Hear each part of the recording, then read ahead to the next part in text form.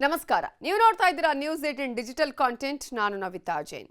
ಹೈದರಾಬಾದ್ನಿಂದ ಬೆಂಗಳೂರಿಗೆ ಬರ್ತಾ ಇದ್ದ ಖಾಸಗಿ ಬಸ್ ಅಕ್ಟೋಬರ್ 24ನೇ ತಾರೀಕು ಆಂಧ್ರ ಪ್ರದೇಶದ ಕರ್ನೂಲ್ ಸಮೀಪ ಅಗ್ನಿ ದುರಂತದಿಂದ ಸುಟ್ಟು ಕರಕಲಾಗಿ 20 ಮಂದಿ ಸಾವನ್ನಪ್ಪಿದ್ರು. ಬೈಕ್ಗೆ ಡಿಕ್ಕಿಯಾದ ಬಳಿಕ ಏಕಾಏಕಿ ಬಸ್ಸಲ್ಲಿ ಬೆಂಕಿ ಕಾಣಿಸಿಕೊಂಡು ನೋಡ್ತಾ ಇದ್ದಂತೆಯೇ ಬೆಂಕಿಯ ಕೆನ್ನಾಲಿಗೆ ಇಡೀ ಬಸ್ಗೆ ವ್ಯಾಪಿಸಿತ್ತು. ಬಸ್ನಲ್ಲಿ ಪ್ರಯಾಣ ಮಾಡ್ತಾ ಇದ್ದ ಒಟ್ಟು 46 ಮಂದಿ ಪ್ರಯಾಣಿಕರ ಪೈಕಿ 19 ಮಂದಿ ಪ್ರಯಾಣಿಕರು ಮತ್ತು ಒಬ್ಬ ಬೈಕ್ ಸವಾರ ಸಜೀವ ದಹನವಾಗಿದ್ರು. ಈ ಘಟನೆಯ ನಂತರ ಇದೀಗ ಕರ್ನಾಟಕ ಸರ್ಕಾರ ಎಚ್ಚೆತ್ತುಕೊಂಡಿದೆ. ಸಾರಿಗೆ ಬಸ್ಗಳಲ್ಲಿನ ಸುರಕ್ಷತಾ ಕ್ರಮದ ಪರಿಶೀಲನೆಗೆ ಮುಂದಾಗಿದೆ. ಖಾಸಗಿ ಹಾಗೂ ಸರ್ಕಾರಿ ಬಸ್ಗಳಿಗೆ ಈ ಮೂಲಕ ಮಾರ್ಗಸೂಚಿಯನ್ನು ಕೂಡ ಸರ್ಕಾರ ಬಿಡುಗಡೆ ಮಾಡಿದೆ. ಹಾಗಾದ್ರೆ ಸಾರಿಗೆ ಸಚಿವರ ಸೂಚನೆ ಏನು? ಖಾಸಗಿ ಹಾಗೂ ಸರ್ಕಾರಿ ಬಸ್ಗಳಿಗೆ ಮಾರ್ಗಸೂಚಿಯನ್ನ ಏನೆಲ್ಲ ಮಾಡಲಾಗಿದೆ ಅಂತ ನೋಡೋದಾದ್ರೆ, ಬಸ್ಗಳಲ್ಲಿ ಯಾವುದೇ ವಾಣಿಜ್ಯ ಸರಕು ಅಥವಾ ಲಗೇಜ್ ಸಾಗಿಸುವ ಸಂದರ್ಭದಲ್ಲಿ ಬೆಂಕಿ ಸ್ಪರ್ಶಕ್ಕೆ ಸರಳವಾಗಿ ಉರಿಯುವ ಅಥವಾ ಇತರೆ ಸ್ಫೋಟಕ ವಸ್ತುಗಳನ್ನು ಸಾಗಿಸದಂತೆ ನಿಗಾ ವಹಿಸಬೇಕು. ಎಲ್ಲ ಎಸಿ ಬಸ್ಗಳಲ್ಲಿ ತುರ್ತು ಸಂದರ್ಭಗಳಲ್ಲಿ ಕಿಟಕಿಗಳನ್ನು ಒಡೆಯೋದಕ್ಕೆ ಸುತ್ತಿಗೆಗಳು ಕಡ್ಡಾಯ ಆಗಿರಬೇಕು. ಲಗೇಜ್ ಸಾಗಿಸುವ ಜಾಗದಲ್ಲಿ ಯಾವುದೇ ವ್ಯಕ್ತಿ ಮಲಗೋದಕ್ಕೆ ಅವಕಾಶ ಕೊಡಬಾರ್ದು. ಬಸ್ಗಳ ನವೀಕರಣದ ಬಗ್ಗೆ ಪರಿಶೀಲನೆ ನಡೆಸಬೇಕು.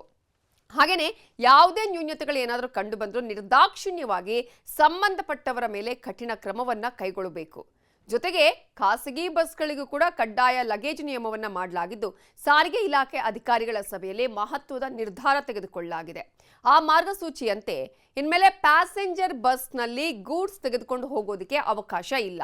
ಸ್ಟ್ರಿಕ್ಟ್ ಆಗಿ ಈ ಒಂದು ನಿರ್ದೇಶನವನ್ನ ನೀಡಲಾಗಿದೆ.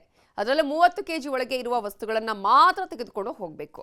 ಕಮರ್ಷಿಯಲ್ ಯಾವುದೇ ವಸ್ತುಗಳನ್ನು ತಗೊಂಡು ಹೋಗುವ ಹಾಗಿಲ್ಲ. ಇದನ್ನ ಪ್ರಯಾಣಿಕರು ಕೂಡ ಗಮನದಲ್ಲಿ ಇಟ್ಕೊಳ್ಬೇಕಾಗತ್ತೆ. ಬಸ್ ಸಂಚಾರ ಆರಂಭಿಸುವ ಮೊದಲ ಸ್ಟಾಪ್ನಲ್ಲೇ ಚೆಕಿಂಗ್ ಆಗಬೇಕು. ಅದು ಕಡ್ಡಾಯ ಕೂಡ. ಹಾಗಾಗಿ ಪ್ರತಿ ಚೆಕ್ ಪೋಸ್ಟ್ ನಿರ್ಮಾಣದ ಜೊತೆಗೆ ಕಡ್ಡಾಯ ಮಾನಿಟರಿಂಗ್ ಆಗಬೇಕು. ಎಮರ್ಜೆನ್ಸಿ ಡೋರ್, ಅಗ್ನಿ ಅವಘಡ ಮುಂಜಾಗ್ರತಾ ಕ್ರಮಗಳ ಬಗ್ಗೆ ಪರಿಶೀಲನೆಯನ್ನ ಅತ್ಯಗತ್ಯವಾಗಿ ಮಾಡಬೇಕು. ಎಫ್ಸಿ ವೇಳೆ ಕಡ್ಡಾಯ ಬಸ್ಗಳನ್ನ ಪರಿಶೀಲನೆಗೆ ಸೂಚನೆಯನ್ನ ಕೂಡ ನೀಡಲಾಗಿದೆ. ಸಣ್ಣ ಲೋಪ ಇದ್ರೂ ಕೂಡ ಯಾವುದೇ ಕಾರಣಕ್ಕೂ ಎಫ್ಸಿ ನೀಡಬಾರ್ದು. ಅಂದ್ರೆ ಫಿಟ್ನೆಸ್ ಸರ್ಟಿಫಿಕೇಟ್ ಕೊಡಲೇಬಾರ್ದು. ಫಿಟ್ನೆಸ್ ಸರ್ಟಿಫಿಕೇಟ್ ರಿಜಿಸ್ಟ್ರೇಷನ್ ಮಾಡುವ ಕಟ್ಟುನಿಟ್ಟಿನ ನಿಯಮವನ್ನ ಪಾಲಿಸಬೇಕು. ಇನ್ನು ಬಸ್ಗಳಲ್ಲಿ ಸೀಟುಗಳು ಕೂಡ ಇಂತಿಷ್ಟೇ ಇರಬೇಕು. ಅದರ ಜೊತೆಗೆ ಬಸ್ ಬಾಡಿ ಕಟ್ಟುವವರ ಮೇಲೂ ಕೂಡ ನಿಗಾ ಇರಿಸಬೇಕು ಅನ್ನುವಂತಹ ಮಾರ್ಗಸೂಚಿಯನ್ನ ಹೊರಡಿಸಲಾಗಿದೆ.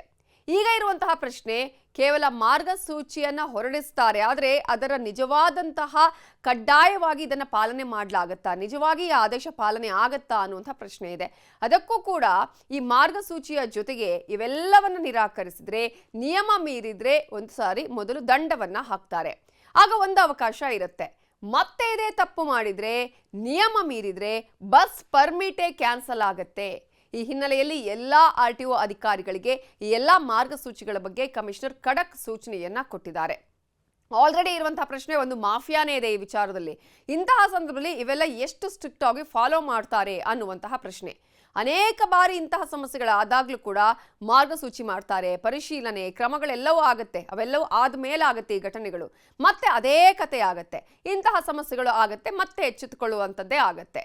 ಈ ಹಿಂದೆ ಹಾವೇರಿ ಬಳಿ ಜಬ್ಬಾ ಟ್ರಾವೆಲ್ಸ್ನ ಬಸ್ಸಲ್ಲಿ ಬೆಂಕಿ ಕಾಣಿಸಿಕೊಂಡು ಅನೇಕ ಪ್ರಯಾಣಿಕರು ಪ್ರಾಣ ಕಳ್ಕೊಂಡಿದ್ರಲ್ಲ.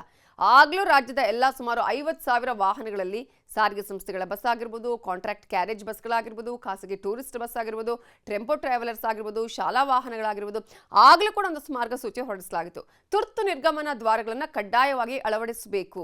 ಹಾಗೆ ಸಮರ್ಪಕವಾಗಿ ದ್ವಾರ ಕೆಲಸ ಮಾಡ್ತಾ ಇದೆಯಾ ಅನ್ನೋದನ್ನ ಪರಿಶೀಲನೆ ಮಾಡಬೇಕು ಅನ್ನುವಂತಹ ಒಂದು ಕ್ಯಾಂಪೇನ್ ಅನ್ನೇ ಮಾಡಲಾಗಿತ್ತು. ಆಗ ಅನೇಕ ಬಸ್ಗಳಲ್ಲಿ ಲೋಪದೋಷಗಳು ಕೂಡ ಗಮನಕ್ಕೆ ಬಂದಿತ್ತು. ತುರ್ತು ನಿರ್ಗಮನ ದ್ವಾರಗಳ ಅಳವಡಿಕೆ ಕಡ್ಡಾಯ ಮಾಡುವ ಆದೇಶವನ್ನ ಮಾಡಲಾಗಿತ್ತು. ಬಟ್ ಆಮೇಲೆ ಏನಾಯಿತು? ಯಾರು ನೋಡುವ ಗೋಜಿಗೆ ಹೋಗಲಿಲ್ಲ. ಇದೀಗ ಮತ್ತೆ ಸುರಕ್ಷತೆಗೆ ಸಂಬಂಧಪಟ್ಟ ಹಾಗೆ ನ್ಯೂನ್ಯತೆ ಕಂಡು ಬಂದರೆ ನಿರ್ದಾಕ್ಷಿಣ್ಯವಾಗಿ ಕಠಿಣ ಕ್ರಮ ಕೈಗೊಳ್ತೀವಿ ಅಂತ ಹೇಳಿದ್ದಾರೆ.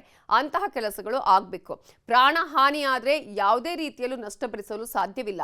ಆದ್ರಿಂದ ಈ ಕೂಡಲೇ ಕ್ರಮ ವಹಿಸುವಂತೆ ಸಚಿವ ರಾಮಲಿಂಗಾರೆಡ್ಡಿ ಸೂಚನೆ ಕೊಟ್ಟಿದ್ದಾರೆ.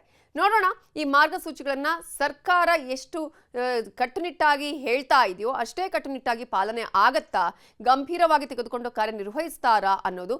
ಇವೆಲ್ಲವೂ ಕಡ್ಡಾಯವಾಗಿ ಪರಿಶೀಲನೆ ಆಗಬೇಕು. ಸಾರ್ವಜನಿಕರು ಕೂಡ ಲಗೇಜ್ಗಳ ವಿಚಾರದಲ್ಲಿ ಗಮನ ವಹಿಸಬೇಕು.